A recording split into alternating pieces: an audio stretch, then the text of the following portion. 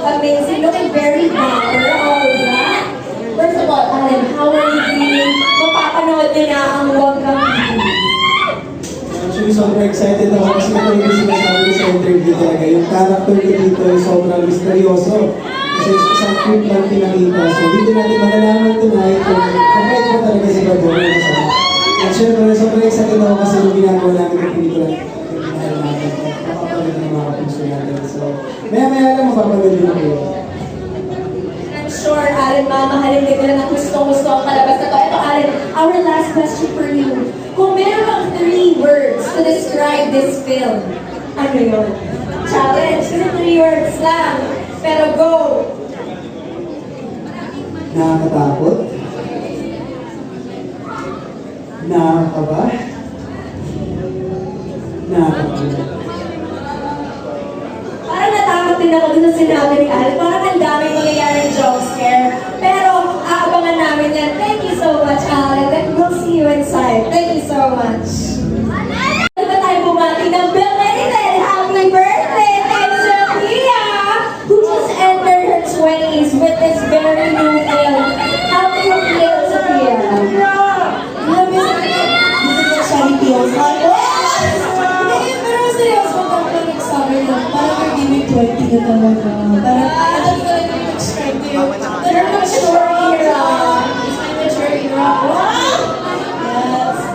Pero ito, Sophia, I asked Alan kanina, if you could describe the film in 3 words, what would it be? Ikaw, para sa'yo, ano yung 3 words na yun to describe this film?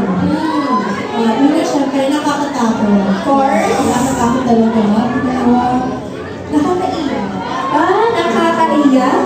Yeah. And last, nakakapangilabot. Nakakapangilabot. I like the Naibo. medyo malalim tayo sa nakakapangilabot doon na. And with that, thank you so much, Sophia. I'll see you inside later.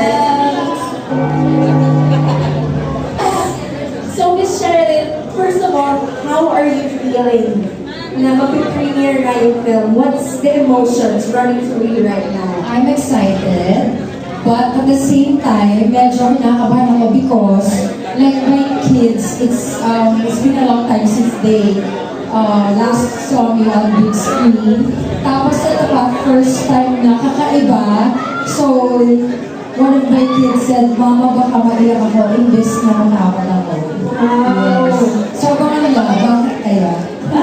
Aabangan po namin ni Michelle kasi ikaw ang nagsabi. And with that, I'll see you inside, Michelle. Yes. Thank you! Thank you! Hi, Marco! Hi! So, Marco, I was asking everyone kung ano nararamdaman nila. Ibahin naman natin ang konti ngayon. Sino ang favorite character mo dito sa ensemble natin ng Huwag Kang Titingin? Except sa character mo, syempre. And explain why. Favorite character ko, syempre, aside from Brian, which is me, siguro si Celine. Kasi siya yung ate ko eh. Oh, that's so sweet. And with that, eto, what made you say yes to the role? Well, of course, aside sa medyo marami-rami akong nagawa na horror movies before, siguro I saw something different dito sa Huwag Kang Titingin that made me say yes. And of course, it's another opportunity at ibang atake naman to sa horror eh. So I'm really open to that. Alam mo dyan ako excited, Marco. Everyone keeps saying, everyone from the cast talaga sinasabi nila, may something different sa movie na to. Kahit horror siya, and we all know horror, guys. So excited na ako dyan. I'll see you Yes, inside, thank Marco. you. Thank you so much. Thank you. And I also would like to take this opportunity to thank everyone na pumunta dito. Maraming salamat. I hope you guys enjoyed the film. And I'm just excited. Maraming salamat. Thank you guys. Good evening to you guys. So first of all, how are you feeling? Mahilig ba kayo sa horror or kinakabahan kayo? Actually, I was super excited now to watch a horror movie kasi I haven't watched in so long. And with me and Eliza and AJ, so I feel really excited to see. Kasi most of them are my friends din. I see that. So boys, how about you? Excited? Kinakabahan for horror? Ako kinakabahan ako for horror kasi magugulat din kasi talaga ako. Pero syempre, doon tayo sa experience ito. Alam kong magugulat tayo dito. Hindi mo yung arte. Super fan ako ng horror, kaya super excited daw na panoorin nyo, huwag kang titigil sa yung nga sinabi ni Winona na puro kasi yung mga friends namin na nakabachelor din namin sa PBB yung mga mapapanood namin dito. Kaya, ayan, ready na ako matakot. Ready na silang matakot and I hope you guys are too. So thank you so much everyone. I'll be seeing you guys inside. So yeah, thank you guys.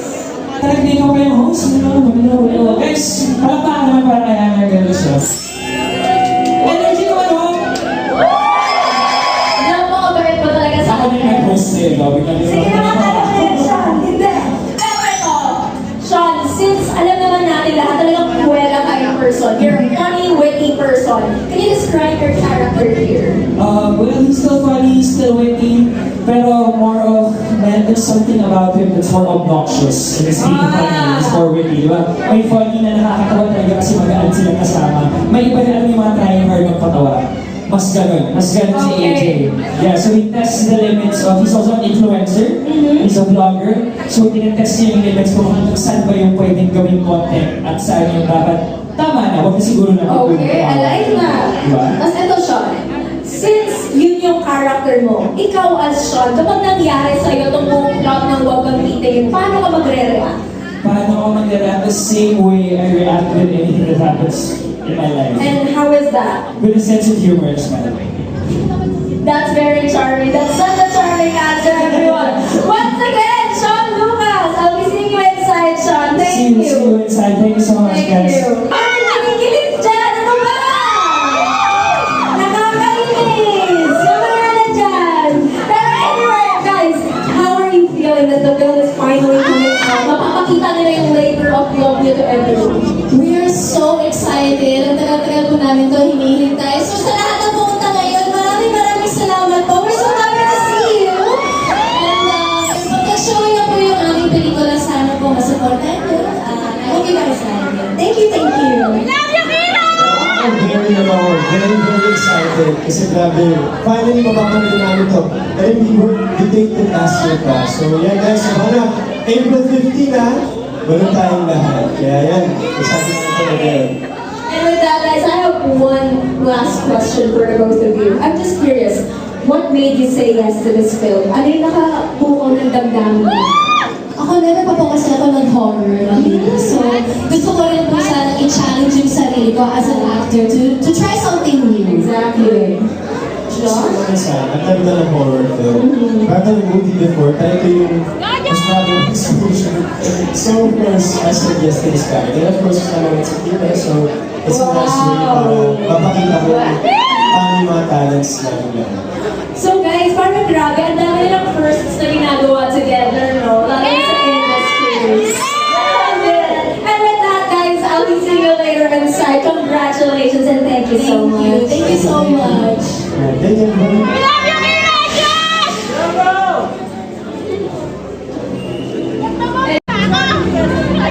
I'm good, congratulations. You know, every time I see you, you just have such a bright smile on your face. Napaka-infectious. Nakakadamay sa lahat and we absolutely need that right now. First of all, Michael, how do you feel? Lalabas ka sa lahat ang Huwag Kang Titingin. First and foremost, magandang gabi po sa inyo lahat. I'm so excited to be able to premiere of Huwag Kang Titingin at saka excited din po kayo na makita ang ginawa namin. So thank you all for being here. I'm just really very grateful and thankful for the love that we're receiving here tonight and hopefully for the rest of the day. With that, I want to just start asking you one last quick question. What makes Huwag Kang Titingin iba from all the other horror films?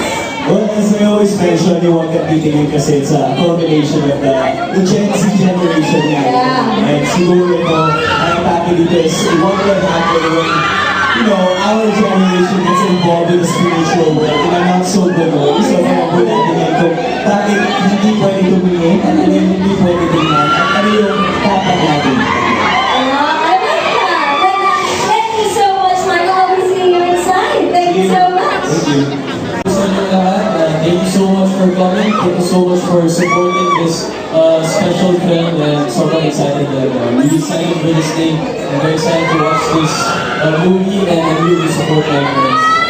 And with that, thank you so much, Clifford. I'll be seeing you inside. See you. Anthony.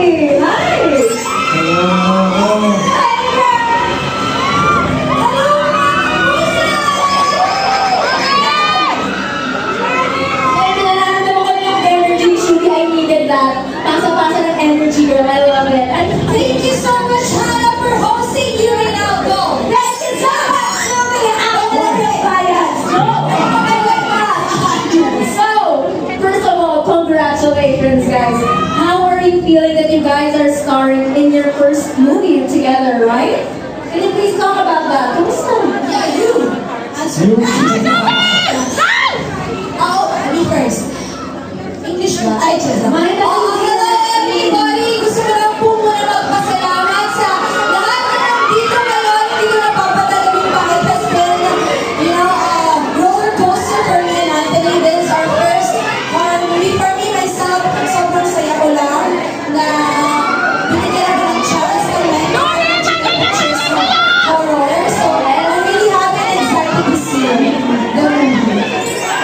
Anthony, how about you? Oh, first and foremost, maraming salamat po sa inyo lahat. Just for all the here, for supporting guys, for all the loving. I don't know, I'm just so excited for this first project.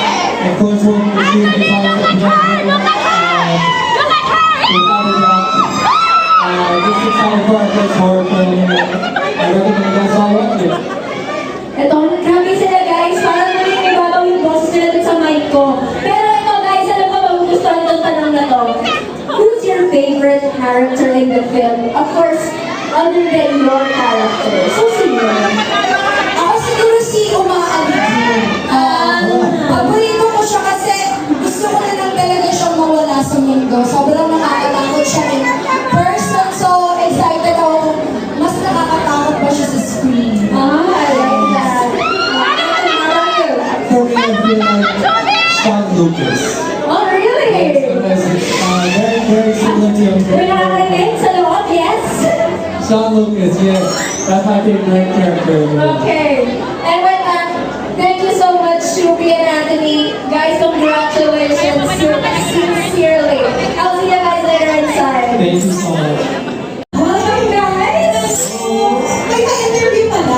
Yeah, promise, hindi kayo mahihirapan. So ito, first question natin. How do you guys feel supporting your friends? And syempre, co-PBB housemates? Of course, sobrang proud na proud kami sa kanila kasi habang nasa bahay pa lang kami, ay nakikwento na din nila experience nila dito sa Huwag Kang Titingnan. And syempre, excited na kami kasi bawal mag-spoil, diba? So, hindi namin alam kung ano yung kwento ng story. Ito, Princess, horror fan ka ba? Fred, ikaw na, horror fan ba kayo or medyo kinakabahan kayo ngayon? Ako naman, I'm a really fan of horror movies. Okay. Princess. Support lang, support. Support lang. Pero at least may makakapitan. Uy! Joke lang. Guys, hindi. Kayo naman, no? May sumigaw ka! That was just kidding. And with that, guys, ano ang nasasabi niyo sa ating mga manonood? Ano guys, nagpapasalamat ko kahit nanonood na tulad niyo. Once again, enjoy yung movie at tulad ng supportahan sila yung mga cast. Ayan na yan, sinabi niya. Okay, okay. And with that, thank you so much, Fred and Princess. I'll see you guys later inside. Thank you so much. Thank you so much. Yes! Exactly! And with that, Charlie, first of all, congratulations, girl. How do you feel mapapanood na ng lahat ang pinaghirapan yung Huwag Kang Titingnan? I'm actually very, very excited because I've been waiting for this moment since last year. And finally, today, you guys get a sneak peek of it. And for the other audiences, this April 15, you guys will see it. Thank you. Eto, Charlie, I just want to ask you, if you could describe the film in 3 words, what would those words be? I asked this kanina rin kay Marco, if I remember correctly. And how about you? What's your take on that? My take on it, there's so many words that I can use to describe this film because of course with the characters we have, it's such a full cast, but I can say this is very exciting. Exciting. It's funny. Funny, okay. Relatable. Relatable.